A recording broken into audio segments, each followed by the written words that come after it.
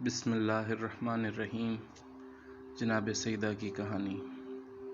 مشہور روایت ہے کہ عرب کے کسی شہر میں ایک سنار رہتی تھی جس کے صرف ایک ہی لڑکا تھا۔ ایک روز جب سنارن کنویں پر پانی بھرنے گئی تو اس کا لڑکا بھی اس کے ساتھ ہو لیا۔ سنارن لڑکے کو کنویں کے قریب بٹھا کر پانی بھرنے لگی۔ کنویں کے دوسری طرف ایک کمہار رہتا تھا جس کا ہوا اس وقت خوب روشن تھا۔ لڑکا کھیلتے کھیلتے اس طرف نکل گیا۔ سنارن جب پانی بھر چکی تو کنویں کے قریب لڑکے کو نہ پا کر خیال کیا کہ گھر چلا گیا ہوگا۔ واپس گھر پہنچی تو گھر پر بھی لڑکا موجود نہ ملا۔ آخر ماں تھی بہت پریشان ہوئی اور روتی پیٹتی اپنے لخت جگر کی تلاش میں دوبارہ گھر سے نکلی۔ کنویں کے قریب آئی، جگہ جگہ ڈھونڈا، سرگرداں و پریشان پھرتی رہی، ہر ایک سے پوچھا مگر کوئی سراغ نہ ملا، کہیں پتہ نہ چلا۔ اس طرح شام ہو گئی۔ یکایک شور ہوا کہ سنارن کا لڑکا کمہار کے آبے میں گر کر جل گیا۔ یہ سن کر اسے انتہائی صدمہ ہوا اور اس قدر روئی کہ غش آ گیا۔ عالم غشی میں کیا دیکھتی ہے کہ ایک معظمہ نقاب پوش تشریف لائی ہیں اور فرماتی ہیں کہ غم نہ کھا، تیرا لڑکا بہت جلد تجھ سے ملے گا۔ تو نیت کر لے کہ اگر میرا لڑکا صحیح و سالم آبے سے زندہ کھیلتا کودتا نکل آوے تو میں جناب سیدہ سلام اللہ علیہا کی کہانی سنوں گی۔ سنارن نے فوراً عالم غشی میں ہی نیت کر کے منت مان لی۔ جب آنکھ کھلی تو واقعی سنارن نے دیکھا کہ لڑکا خدا کے فضل و کرم سے ہنستا کھیلتا زندہ سلامت چلا آ رہا ہے اور اعجاز جناب سیدہ سے اس کے جسم پر آگ نے کوئی اثر نہیں کیا، یہاں تک کہ لباس بدن بھی بالکل محفوظ رہا۔ اللہم صلی علی محمد و آل محمد۔ سنارن بچے کو لے کر خوشی خوشی بازار گئی، 2 پیسے کی شرینی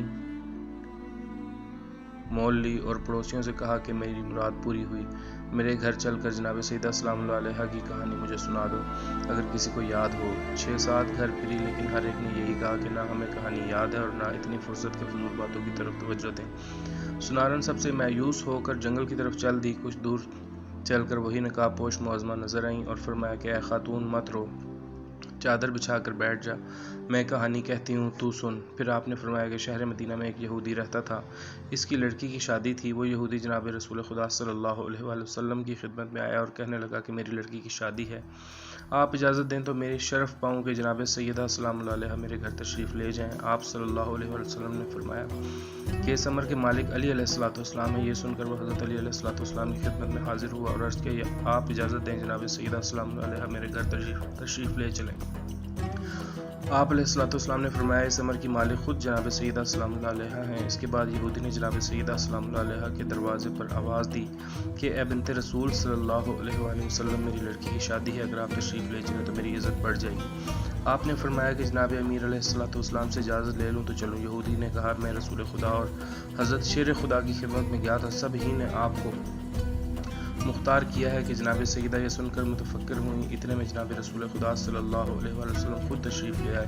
جناب سیدہ سلام اللہ علیہا نے فرمایا، بابا جان یہودی کے یہاں سے آدمی آیا ہے، کیا آپ فرماتے ہیں اس کے گھر جائیں یا نہ جائیں؟ آپ علیہ السلام نے فرمایا، اے بیٹی تم کو اختیار ہے۔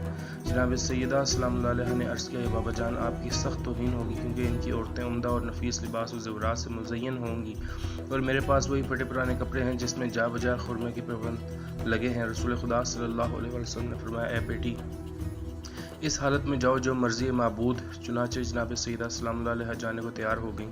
اپنی ڈیہڑی تک نہ پہنچی تھیں کہ حوران جنت آسمان سے نازل ہوئیں اور جناب سیدہ سلام اللہ علیہا کو زیورات و خلعت سے آراستہ کیا اور اپنا جلوس لے کر جناب سیدہ سلام اللہ علیہا کو روانہ کیا۔ کچھ حوریں دائیں اور بائیں، کچھ پیچھے اور آگے روانہ ہوئیں۔ اس شان سے جناب سیدہ کی سواری یہودی کے مکان پر پہنچی۔ جو ہی آپ یہودی کے مکان پر پہنچی، تمام مکان آپ کے نور سے روشن ہو گیا اور ایسی خوشبو پھیلی کہ دور دور تک خوشبو محسوس ہونے لگی۔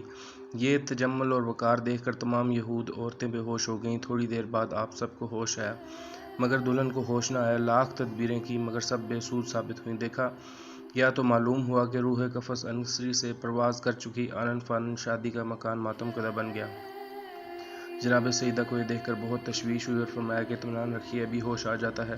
اس کے بعد آپ نے فوراً 2 رکعت نماز پڑھ کر دعا کے لیے ہاتھ بلند کیے اور کہا، اے میرے معبود، میں بنت رسول صلی اللہ علیہ وآلہ وسلم ہوں، صدیقہ نام رکھا ہے تو نے بطول کا، جھوٹا نہ کیجیے مجھے صدقہ رسول کا۔ اے میرے معبود برحق، میں تیرے رسول کی بیٹی ہوں، میری عزت تیرے ہاتھ میں ہے۔ تمام لوگ یہی کہیں گے۔ سیدہ کے آتے ہی دلہن ختم ہو گئی، خانہ شادی خانہ غم بن گیا۔ کچھ دیر نہ گزری تھی کہ آپ کی دعا قبول ہوئی اور دلہن کلمہ شہادت پڑھتی ہوئی اٹھ بیٹھیں۔ اللہم صلی علی محمد و علی محمد کہنے لگی، میں شہادت دیتی ہوں کہ خدا وحدہ لا شریک ہے اور حضرت محمد صلی اللہ علیہ وآلہ وسلم رسول برحق ہیں، آپ ان کی دختر ہیں۔ آپ مجھ کو مذہب اسلام کی تعلیم فرمائیں۔ اور اسی طرح صدقے دل سے وہ عورت مسلمان ہو گئی۔ جناب فاطمہ زہرا کا یہ اعجاز دیکھ کر 500 یہودی مرد عورت مسلمان ہو گئے اور آپ کو سب نے نہایت عزت و حرمت کے ساتھ رخصت کیا۔ ایک عورت آپ کی کنیزی میں دی، آپ اپنے دولت خانہ پر واپس تشریف لے آئیں۔ تمام ماجرا جناب رسول خدا صلی اللہ علیہ وآلہ وسلم سے بیان کیا۔ رسالت مآب صلی اللہ علیہ وآلہ وسلم نے بھی خدا کا شکر ادا کیا۔ کہانی کا پہلا حصہ ختم ہوا، معظمہ نے دوسرا حصہ شروع کیا۔ سنارن نہایت دلچسپی اور اعتقاد سے سنتی رہی۔